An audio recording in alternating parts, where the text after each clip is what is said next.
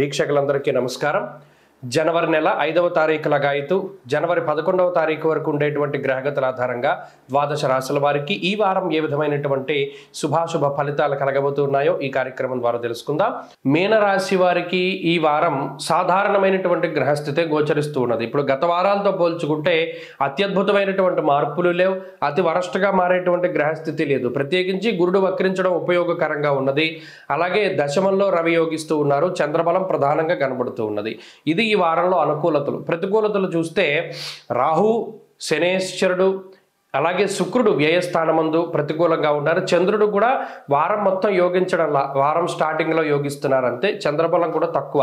కాబట్టి మీనరాశి వారికి ఏంటి అంటే ఈ గ్రహస్థితి కొద్దిగా ఇబ్బందికరమైనటువంటి గ్రహస్థితి.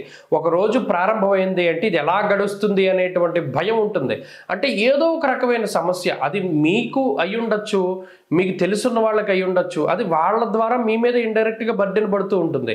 ఉద్యోగస్తులు అయి ఉండొచ్చు, మీ తోటి వారు, లేదా మీ జీవిత భాగస్వామి, లేదా మీ జీవిత భాగస్వామి తాలూకు తల్లిదండ్రులో, వాళ్ళ బంధువులో, లేదా మీ కుటుంబ సభ్యుల తాలూకు అన్నదమ్ములు, వాళ్ళ బంధువులు, ఎవరైనా కానివ్వండి, ఇండైరెక్ట్గా అది వచ్చి మీ మీద పడుతూ ఉంటుంది.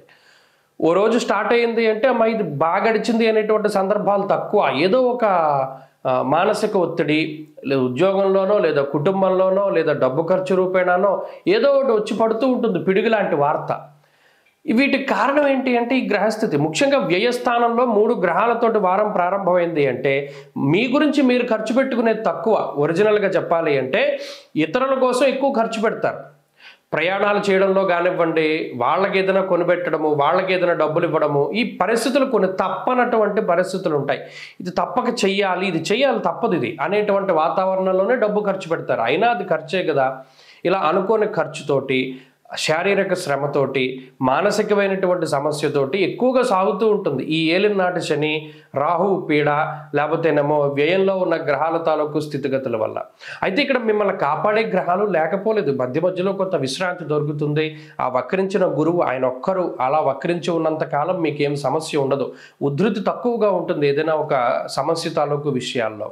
అలాగే దశమంలో ఉన్నటువంటి రవి రేపు అన్ననాడు ఏకాదశంలోకి వెళ్ళినా కూడా అంటే మీకుండేటువంటి స్థైర్యాన్ని ఆయన కాపాడుతూ ఉంటారు.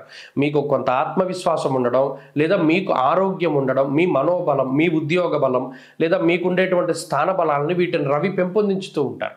కాబట్టి ఈ గ్రహస్థితి ఎలా అయితే ప్రతికూలంగా వస్తూ ఉన్నదో ఫలితాలు, అదే మాదిరిగా కొంత కాపాడుతూ ఉన్నది. కాబట్టి ఇక్కడ వ్యతిరేకించేటువంటి గ్రహాల తాలూకు స్థితిగతులను తగ్గించుకోవాలి. ముఖ్యంగా రాహువు, శని, ఈ 2 గ్రహాలని మనం ఆ ఫలితాల నుండి బయటపడితే మంచిది. అందువల్ల ఆదివారం నాడు తెలలు అనగా నల్ల నువ్వుల్ని, అలాగే మినపప్పుని దానం చేయడము, శనివారం నాడు ప్రదోషకాలంలో శివాలయంలో దీపం పెట్టడము, ఈశ్వరారాధన ఎక్కువగా చేయడం చాలా మంచిది. ఈ వారంలో కలిసి వచ్చేటువంటి రోజు గురువారంగా చెప్పవచ్చును.